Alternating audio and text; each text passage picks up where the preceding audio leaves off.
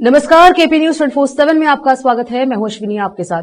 आइए देखते हैं अब तक के मुख्य समाचार। अलंग के विधायक बीआर पाटिल ने मुख्यमंत्री के राजनीतिक सलाहकार पद से दिया इस्तीफा। 2002 के गुजरात दंगों के खिलाफ कानूनी लड़ाई लड़ने वाली महिला जाकिया जाफरी की हुई मौत। सोनिया गांधी को सांसद के पद से इस्तीफा देना चाहिए और देश के प्रथम नागरिक का अपमान करने के लिए माफी मांगनी चाहिए। बीजेपी प्रदेश अध्यक्ष बीवाई विजेंद्र का।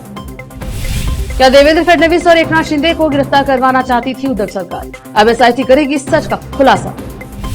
बजट 2025 12 लाख तक की कमाई टैक्स फ्री। अगले हफ्ते आएगा नया इनकम टैक्स बिल। वित्त मंत्री निर्मला सीतारमण का बड़ा ऐलान। वित्त मंत्री का किसानों को तोहफा। प्रधानमंत्री धन धान्य कृषि योजना की होगी शुरुआत।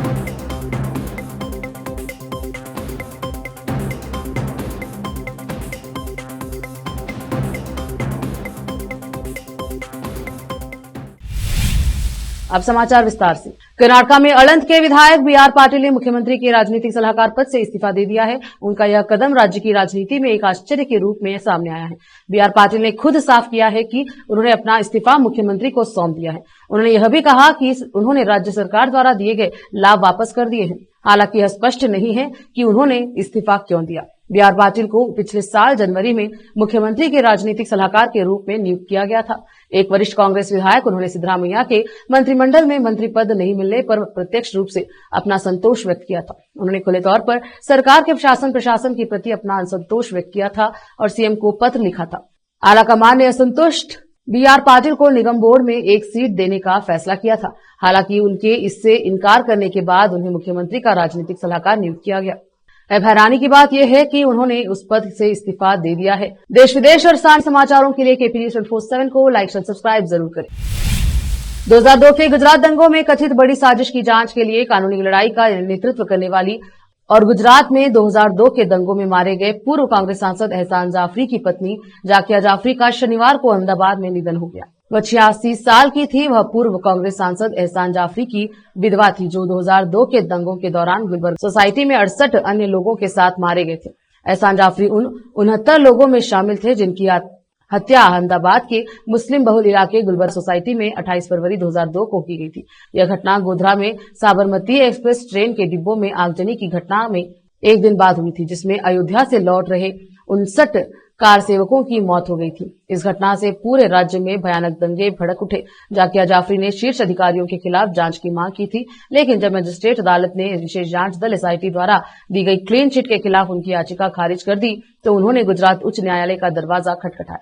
2017 में हाई कोर्ट ने भी एसआईटी रिपोर्ट को स्वीकार कर लिया, जिसके बाद ये सुप्रीम कोर्ट गई जून 2022 में सुप्रीम कोर्ट ने उनकी याचिका खारिज कर दी और राज्य अधिकारियों को दी गई क्लीन चिट को बरकरार रखा। अदालत ने उनकी सह याचिकाकर्ता तिस्ता सिलतलवाड़ पर भी सख्ती की, जिसके बाद कथित तौर पर झूठ सबूत गढ़ने के आरोप में उन्हें गिरफ्तार कर लिया गया। बाद में सुप्रीम कोर्ट ने उन्हें जमानत दे दी। जाकिया जाफरी के निधन पर तीसरा सिलतलवाड़ ने सोशल मीडिया प्लेटफॉर्म एक्स पर लिखा, एक दयालु मानवाधिकार नेता जाकिया आपा इस दुनिया को छोड़ दिया।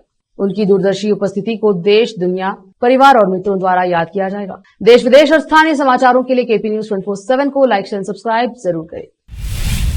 संविधान निर्माता डॉक्टर बाबा साहेब भीमराव अम्बेडकर और नेहरू परिवार को बर्दाश्त नहीं करने वाली कांग्रेस इस बात को कैसे बर्दाश्त कर सकती है कि आदिवासी द्रौपदी मुर्मू देश के सर्वोच्च पद पर है। बीजेपी प्रदेश अध्यक्ष बीवाई विजेंद्र ने उन्होंने अपने एक्स अकाउंट पर पोस्ट करते हुए आलोचना की कि कांग्रेस अध्यक्ष सोनिया गांधी ने द्रौपदी मुर्मू को गरीब महिला कहकर अपमानित करके उन्हें राष्ट्रपति पद की गरिमा को कम करके भारत का अपमान किया है। आजादी के बाद देश की सत्ता को अपनी मुट्ठी में रखने वाले नेहरू परिवार का लोकतांत्रिक व्यवस्था में भी सत्तावादी शासन का इतिहास रहा है। कांग्रेस पार्टी ने गरीबों, पिछड़े और आदिवासी समुदायों को अपना वोट बैंक को तो बनाया, लेकिन इन्हें धोखा देना जारी रखा। उन्होंने कहा कि सोनिया गांधी का बयान उत्पीड़ित और उच्च पदों पर आसीन आदिवासी समुदाय को बर्दाश्त करने की मानसिकता को दर्शाता है। एक महिला होने के नाते उच्च पद पर आसीन दूसरी महिला को कमतर आंकना नारी जाति का भी अपमान है। देश विदेश और स्थानीय समाचारों के लिए केपी न्यूज 24/7 को लाइक और सब्सक्राइब जरूर करें। महाराष्ट्र के मुख्यमंत्री देवेंद्र फडणवीस और पूर्व मुख्यमंत्री एकनाथ शिंदे पर उद्धव ठाकरे के नेतृत्व वाली महाविकास अघाड़ी सरकार के दौरान एक झूठे केस में गिरफ्तार करने की साजिश की गई थी। वहीं अब मामले को लेकर विशेष जांच दल एसआईटी का गठन किया गया। इस जांच से उद्धव ठाकरे समेत कई महाविकास अघाड़ी नेता मुश्किल में फंस सकते हैं।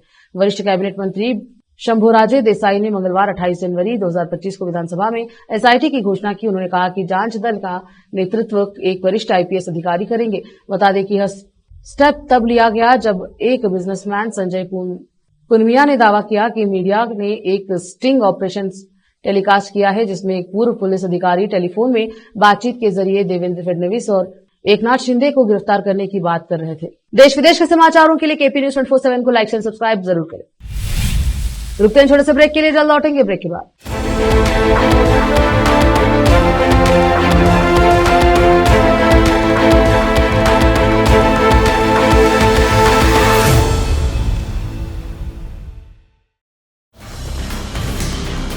हिंदुस्तान के हर कोने में हम हैं मौजूद। 24 घंटे हालात पर गहरी नजर, खबरों से जुड़े चुपते सवालात,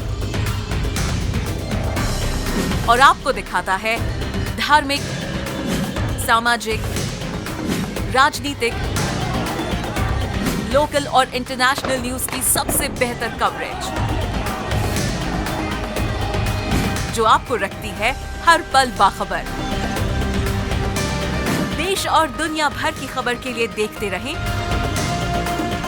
केपी न्यूज 24/7।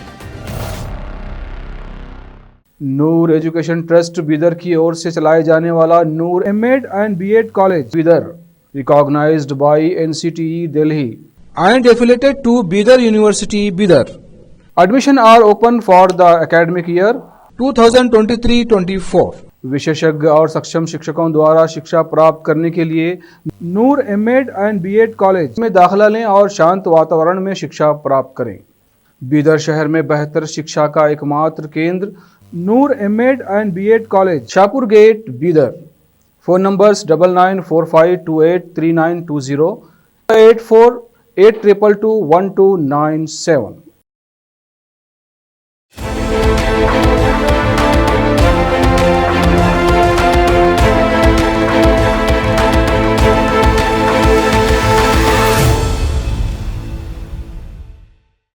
ब्रेक के बाद स्वागत है आपका, देखते हैं समाचार। वित्त मंत्री निर्मला सीतारामन ने बजट 2025 में बड़ा ऐलान किया है। अब 12 लाख रुपए तक की कमाई पर कोई इनकम टैक्स नहीं लगेगी, यानी अगर आपकी सालाना आय 12 लाख तक है तो आपको टैक्स नहीं देना होगा। इसके अलावा स्टैंडर्ड डिडक्शन जोड़कर यह लिमिट 12.75 लाख तक हो जाती है। बजट 2025 में टैक्स स्लैब में बदलाव किया गया है ताकि मिडिल क्लास पर टैक्स का बोझ कम हो और उनके हाथ में ज्यादा पैसा आए। इससे खर्च, बचत और निवेश को बढ़ावा मिलेगा। देश विदेश और स्थानीय समाचारों के लिए केपी न्यूज 24/7 को लाइक एंड सब्सक्राइब जरूर करें। संसद में शनिवार 1 फरवरी 2025 को वित्त मंत्री निर्मला सीतारामन ने बजट पेश किया, लेकिन बजट को लेकर कांग्रेस अध्यक्ष मल्लिकार्जुन खड़गे ने अब भाजपा पर निशाना साधते हुए कहा कि पूरा देश महंगाई और बेरोजगारी की समस्या से जूझ रहा है, पर मोदी सरकार झूठी तारीफ बटोरने पर उतारू है। बजट पर खड़गे ने कहा कि एक मुहावरा इस बजट पर बिल्कुल सटीक बैठता है, 900 चूहे खाकर बिल्ली हज को चली। बजट 2025 को लेकर कांग्रेस अध्यक्ष ने कहा कि पिछले 10 वर्षों में मोदी सरकार ने मिडिल क्लास परिवारों से 54.18 लाख करोड़ रुपए का इनकम टैक्स वसूला है और अब वह 12 लाख तक की जो छूट दे रहे हैं, उसके हिसाब से वित्त मंत्री खुद कह रही हैं कि साल में 80,000 रुपए की बचत होगी, यानी कि हर महीने मात्र 6,666 की। उन्होंने कहा कि पूरा देश महंगाई और बेरोजगारी की समस्या से जूझ रहा है, पर मोदी सरकार झूठी तारीफ बटोरने पर उतारू है। मल्लिकार्जुन खड़गे ने एक्स पर पोस्ट कर कहा कि इस घोषणा वीर बजट में अपनी खामियां छिपाने के लिए मेक इन इंडिया को नेशनल मैन्युफैक्चरिंग मशीन बना लिया गया है। उन्होंने अन्य घोषणाओं का भी जिक्र किया। केपी न्यूज 24/7 को लाइक, शेयर, सब्सक्राइब जरूर करें। गोरखपुर में मुख्यमंत्री योगी आदित्यनाथ के दौरे का दूसरा दिन, जिसमें उन्होंने गोरखनाथ मंदिर में जनता दर्शन कार्यक्रम आयोजित किया। इस कार्यक्रम के दौरान मुख्यमंत्री योगी ने एक एक करके लोगों की समस्याएं सुनी और अधिकारियों को त्वरित निस्तारण के निर्देश दिए। पुलिस प्रशासन के उच्च अधिकारी भी इस दौरान मौजूद रहे ताकि हर मामले का समाधान शीघ्र हो सके। जनता दर्शन कार्यक्रम में लोगों को सीधे मुख्यमंत्री से अपनी समस्या को साझा करने का अवसर प्रदान किया। गोरखपुर से केपी न्यूज के संवाददाता विकास कुमार भारद्वाज की रिपोर्ट। देश विदेश और स्थानीय समाचारों के लिए केपी न्यूज 24/7 को लाइक, शेयर, सब्सक्राइब जरूर करें। रोकते समाचारों का सिलसिला, लेते हैं छोटा सा ब्रेक। हिंदुस्तान के हर कोने में हम हैं मौजूद। 24 घंटे हालात पर गहरी नजर, खबरों से जुड़े चुपते सवालात, और आपको दिखाता है धार्मिक, सामाजिक, राजनीतिक, लोकल और इंटरनेशनल न्यूज की सबसे बेहतर कवरेज, जो आपको रखती है हर पल बाखबर। देश और दुनिया भर की खबर के लिए देखते रहें केपी न्यूज 24/7। ब्रेक के बाद स्वागत है आपका, देखते हैं समाचार। केंद्रीय वित्त मंत्री निर्मला सीतारामन ने 2025-26 के लिए आम बजट पेश कर दिया है।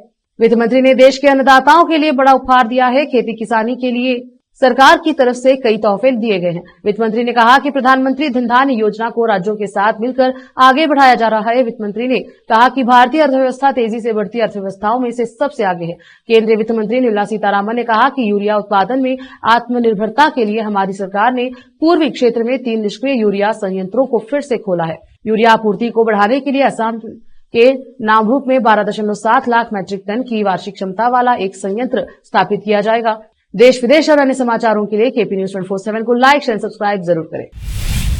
बजट आवंटन के बाद रेल मंत्रालय हादसों को कम करने के लिए खास कदम उठाने जा रहा है। अब भारतीय रेलवे का यात्रियों को सुरक्षित और सुविधाजनक यात्रा कराने का सपना जल्द पूरा होगा। देश के प्रमुख रेलवे रूट पर कचौकाप अपग्रेड वर्जन 4.0 लगाने का काम तेजी से किया जाएगा।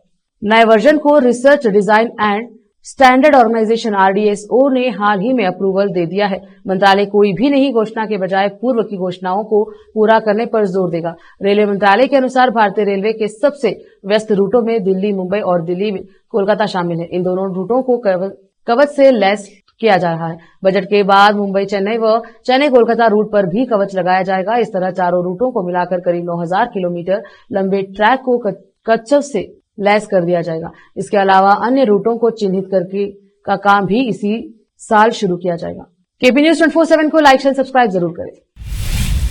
आखिर में फिर एक बार देखते हैं मुख्य समाचार। अलंग के विधायक BR पाटिल ने मुख्यमंत्री के राजनीतिक सलाहकार पद से दिया इस्तीफा। 2002 के गुजरात दंगों के खिलाफ कानूनी लड़ाई लड़ने वाली महिला जाकिया जाफरी की हुई मौत। सोनिया गांधी को सांसद के पद से इस्तीफा देना चाहिए और देश के प्रथम नागरिक का अपमान करने के लिए माफी मांगनी चाहिए। बीजेपी प्रदेश अध्यक्ष BY विजेंद्र का। क्या देवेंद्र फडणवीस और एकनाथ शिंदे को गिरफ्तार करवाना चाहती थी उद्धव सरकार? अब SIT करेगी सच का खुलासा। बजट 2025 12 लाख तक की कमाई टैक्स फ्री। अगले हफ्ते आएगा नया इनकम टैक्स बिल। वित्त मंत्री निर्मला सीतारामन का बड़ा ऐलान। वित्त मंत्री का किसानों को तोहफा। प्रधानमंत्री धन धान्य कृषि योजना की होगी शुरुआत।